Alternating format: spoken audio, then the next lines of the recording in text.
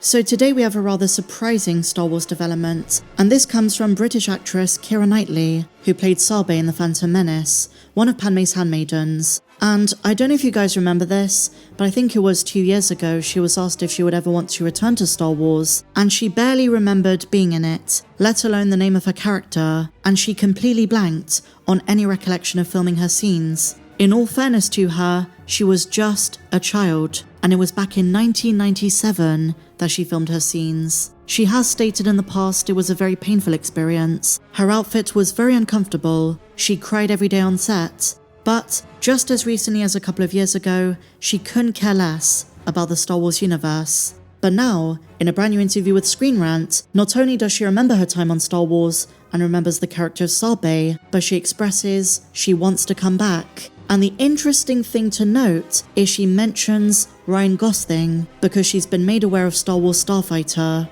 So I don't know if there's a connection there. Sabe would be very old by then, but I guess the question is, does she know something?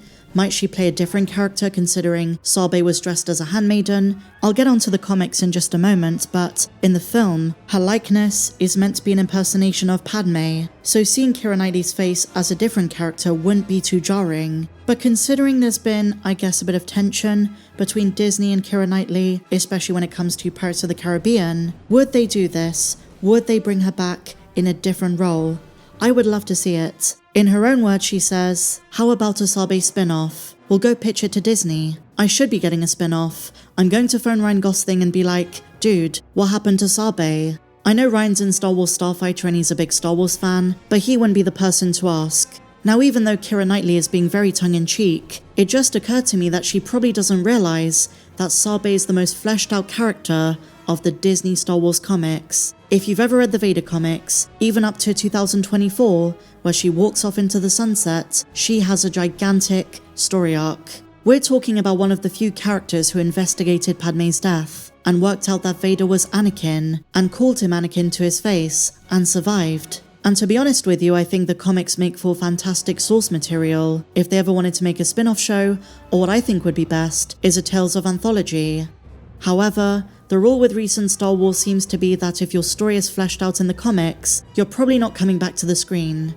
Now, I am a Sabe fan, but I'm also a big Keira Knightley fan. If you grew up in Britain in the 90s and the 2000s, Keira Knightley was everywhere, and I guess every time I see her in something, there's always that nostalgic part of my brain that lights up, because yes, while she is Sabe, to me she will always be Elizabeth Swann, and a few days ago she addressed possibly returning to the Pirates of the Caribbean franchise, but she categorically said she is not going to return for Pirate 6. But I do find it quite fascinating she's gone from not knowing anything about Star Wars and forgetting she was ever in it, to suddenly being like, oh yeah, I know about the Ryan Gosling movie. And overall, despite turning down Pirates, she is still involved in franchises. She's voicing Dolores Umbridge in an upcoming Harry Potter audiobook. But her career has slowed down a bit in recent years. I would say the perfect way to bring Sabe back is to do it in animation and have Keira Knightley voice the character, if she's starting to make this transition to voice work. Now, if you are a fan of the books and the comics, then you know just how important Sabe is, not just in the prequel time period, but also during and after the original trilogy. She walks off into the sunset in the final issue of the Vader comics after having met Luke and Leia and realizing there is hope for the galaxy.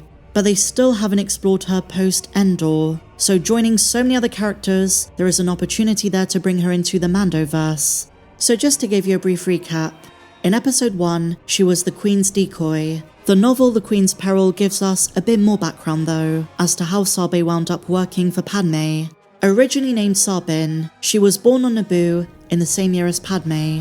When she applied for an apprenticeship within the government, she was approached by Captain Panaka for a job as one of the Queen's handmaidens. The captain noticed she looked very similar to the Queen and hired her as a body double. When all of the handmaidens were hired, they had to choose a name that was similar to Padme, so Sabin changed her name to Sabe.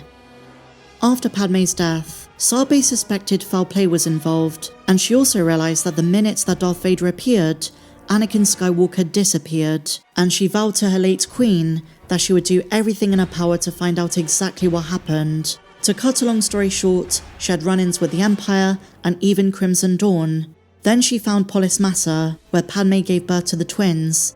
There, Sabe found a recording of Padme's last words, and that's when she realized Anakin Skywalker and Vader were one and the same.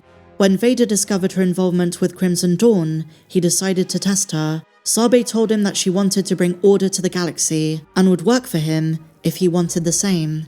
While that was true, Sabe's real motive was to try and prove Padme right, that there was still good in Vader, and Sabe figured the best way to do this was to remain by his side. She soon revealed to Vader that she knew his true identity, that once he was Anakin Skywalker. The Dark Lord of the Sith threatened to kill her on the spot, but she offered him a deal. If he would help her rescue some Tatooine slaves, who were his former childhood friends, she would give him the identity of other Crimson Dawn agents. She hoped that by saving the colonists, Padme would be proven right, that deep down there was still good in him, that Anakin was somewhere deep down inside of Darth Vader. Now, while Vader did save the slaves on Gabrador 3, Sabe still failed to see the good in him. He had no real compassion, but she decided to give Vader one last chance. Now at this stage, Vader's relationship with Sabe attracted the attention of Palpatine, who demanded that she be brought to him at the Imperial Palace on Coruscant. She was forced to fight his royal guards alone, and when she came out on top, Palpatine was impressed and approved of her role by Vader's side, confident that she only reminded him of his weakness. With Sabe now serving the Empire, she did the Dark Lord's bidding, but eventually lost herself, even turning away from other handmaidens. That's when Sabe realized she was choosing power over love. Thanks to Vader, she experienced a Force vision, which showed her aligning with the Empire and fighting against the rebels in the Battle of Endor. This was the final straw for Sabe. This is when she has an epiphany. She can't save Vader, but maybe there is hope for his children. She then saw a future of Luke and Leia, suggesting to her that the goodness she's searching for is down to the twins. Vader hated this and blasted Sabe into the sea with the Force, ending their allegiance for good. She would never speak to Vader ever again.